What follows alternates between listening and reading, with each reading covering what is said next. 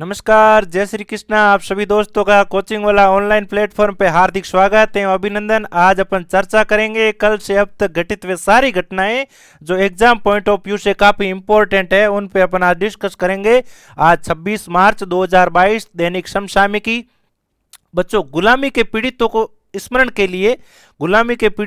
स्मरण के लिए 26 मार्च को अंतर्राष्ट्रीय दिवस के रूप में मनाया जाता है। इसके पीछे क्या उद्देश्य है कि नस्लवाद एवं पूर्वाग्रह के खतरों के बारे में जागरूकता को बढ़ाना। 17 दिसंबर 2007 को, कब? 17 दिसंबर 2007 को संयुक्त राष्ट्र महासभा के एक अधिवेशन में एक प्रस्ताव द्वारा इस दिन को अंतर्राष्ट्रीय दिवस के रूप में मनाने की मंजूरी दी गई थी। ठीक है बच्चों। और चिपको आंदोलन, आज 26 मार्च को चिपको आंदोलन की भी वर्षगांठ है। चिपको आंदोलन की शुरुआत 26 मार्च को, कब? 26 मार्च 1973 को। कब? 26 मार्च 1973 को हुई थी। कहां से हुई थी? चमोली। चमोली कहां पड़ता है? चमोली उत्तराखंड। चमोली उत्तराखंड से 26 मार्च 1973 को चिपको आंदोलन की शुरुआत हुई थी। तत्कालीन उत्तर प्रदेश राज्य लगता था 9 नवंबर 2000 को। कब? 9 नवंबर 2000 को उत्तराखंड है जो उत्तर प्रदेश से अलग होकर भारत का 27वां राज्य बना। कौन सा? 27वां राज्य। और इसकी राजधानी क्या है?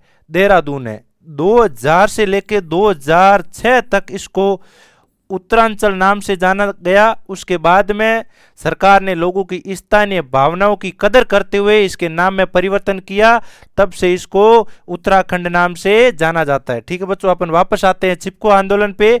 मैंने बताया था चिपको आंदोलन, इसकी शुरुआत कहां से हुई थी?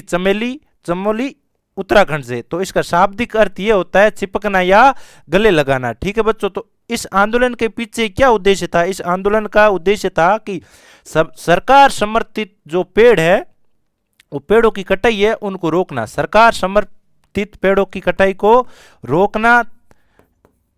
सरकार समर्थित पेड़ों की कटाई को रोकना, उसके लिए ये इस आंदोलन की शुरुआत की गई थी। ठीक है। और जंगलों की रक्षा करना। इस आंदोलन के परिणाम स्वरूप सरकार ने 15 साल तक इन पेड़ों की कटाई को रुकवाए रखा था और उस पर प्रतिबंध लगाया था। ठीक है बच्चों, अब आगे बढ़ते हैं। और इसमें एक बात ध्यान रखने के लिए यह भी है कि इस आंदोलन में महिलाओं ने अपनी सक्रिय भागीदारी भी निभाई थी।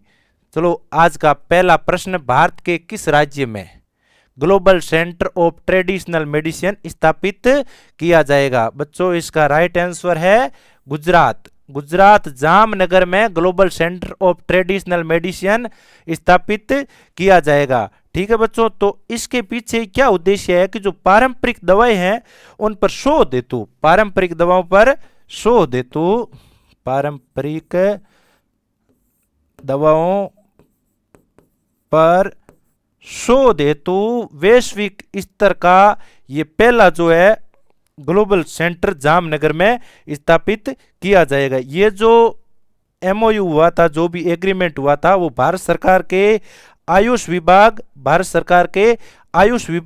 व WHO के मध्य हुआ था। ठीक है बच्चों। तो WHO क्या है? वर्ल्ड हेल्थ ऑर्गेनाइजेशन, विश्व स्वास्थ्य संगठन। 7 अप्रैल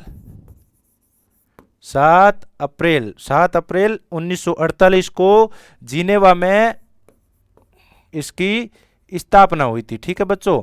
जिनके वर्तमान महानिदेशक डॉक्टर टेड्रोस अगानोम है, जो इथोपिया से बिलोंग रखते हैं। ठीक है बच्चों। ये जो है वैश्विक स्तर का, ठीक है, पहला ग्लोबल सेंटर है जहां पर पारंपरिक दवाओं के शोध हेतु इसको बनाया गया है। आज का अगला प्रश्न ये रहा। हाल ही में किस राज्य के मुख्यमंत्री ने राज्य में समान नागरिक संहिता को लागू करने की घोषणा की है? तो बच्चों, ये राज्य है उत्तराखंड। ठीक है बच्चों। उत्तराखंड राज्य के सीएम ने समान नागरिक संहिता को लागू करने की घोषणा की है। बच्चों, इसका शाब्दिक अर्थ है सभी धर्मों के लिए एक ही कानून। सभी धर्मों के लिए एक ही, सभी धर्मों के लिए एक ही कानून।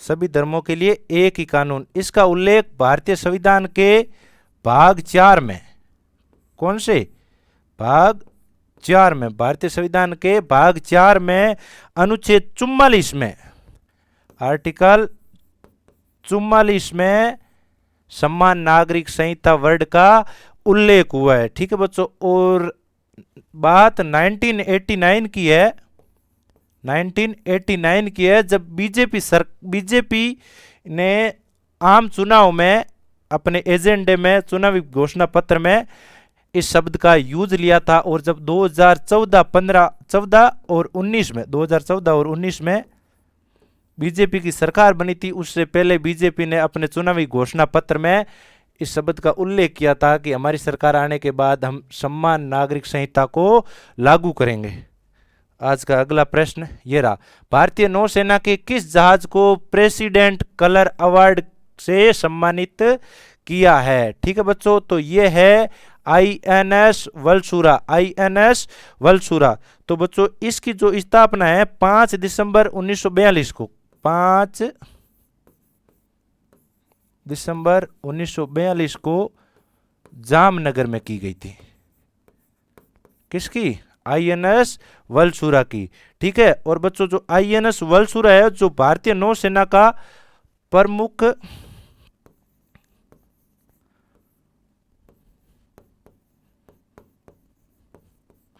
प्रशिक्षण संस्थान है। बच्चों अब मैं आपको यह बताऊंगा कि ये जो प्रेसिडेंट कलर अवार्ड है ये क्या होता है। प्रेसिडेंट कलर अवार्ड किसी भी सैन्य इकाई को शांति एवं युद्ध दोनों में, शांति व युद्ध, शांति एवं युद्ध दोनों स्थिति में राष्ट्र को प्रदान की गई असाधारण सेवाओं के लिए ये अवार्ड प्रदान किया जाता है। ठीक है बच्चों, तो एक बार फिर से बता देता हूं कि प्रेसिडेंट कलर अवार्ड है वो इस बार INS वलसुरा को दिया गया है। प्रेसिडेंट कलर अवार्ड इस बार INS वलसुरा को दिया गया है। इसकी स्थापना 5 दिसंबर 1942 को की गई थी। कहां पे? जामनगर में। और ये जो INS वलसुरा है ये भारतीय नौसेना का प्रमुख प्रशिक्षण संस्थान है। ठीक है बच्चों, और ये जो प्रेसिडेंट कलर अवार्ड है वो भारत की कोई भी सैन्य इकाई है, शांति एवं युद्ध दोनों स्थिति में जिन्होंने राष्ट्र को असाधारण सेवाएं दी थी उसके बदले में ये अवार्ड दिया जाता है। ठीक है बच्चों, चलो आगे बढ़ते हैं। 7वां स्मार्ट सिटीज इंडिया एक्सपो का आयोजन कहाँ किया जा रहा है? तो बच्चों 7वां स्मार्ट सिटीज इंडिया एक्सपो का आयोजन नई दिल्ली के प्रगति मैदान में किया जा रहा है। तो बच्चों ये 7वां है, तो पहला कब हुआ था? 2015 में स्मार्ट सिटीज इंडिया एक्सपोज का आयोजन किया गया था। बच्चों इसका क्या उद्देश्य है? स्मार्ट सिटीज इंडिया एक्सपो का मुख्य उद्देश्य है शहरी समस्याओं पर चर्चा के लिए एक मंच प्रदान करना। स्मार्ट सिटीज इंडिया एक्सपो का मुख्य उद्देश्य शहरी समस्याएं हैं उन पर चर्चा करने के लिए एक मंच प्रदान करना तथा स्मार्ट सिटी है उनको नॉलेज हब के रूप में स्थापित करना। स्मार्ट सिटी को नॉलेज हब के रूप में स्थापित करना। ठीक है बच्चों, आगे बढ़ते हैं। इसका स्क्रीनशॉट ले लीजिएगा फटाफट।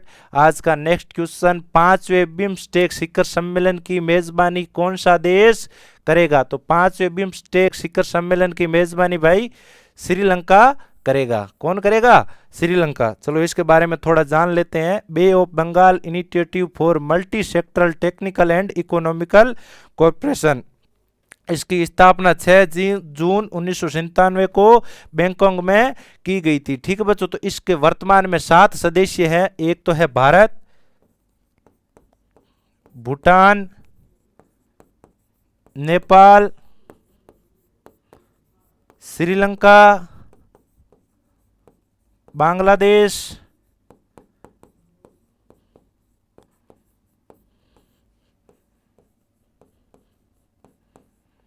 म्यांमार। कौन कौन से?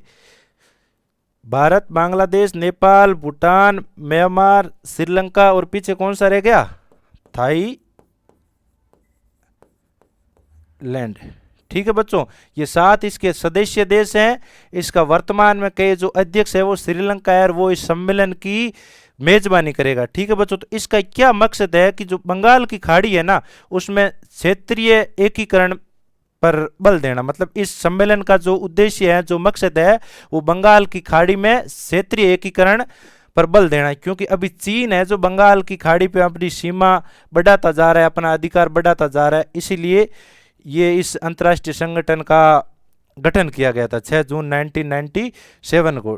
ठीक है बच्चों, और इसमें मोदी जी 30 मार्च को वर्चुअल रूप से इस बैठक का हिस्सा बनेंगे, इसलिए थोड़ा चर्चा का विषय है।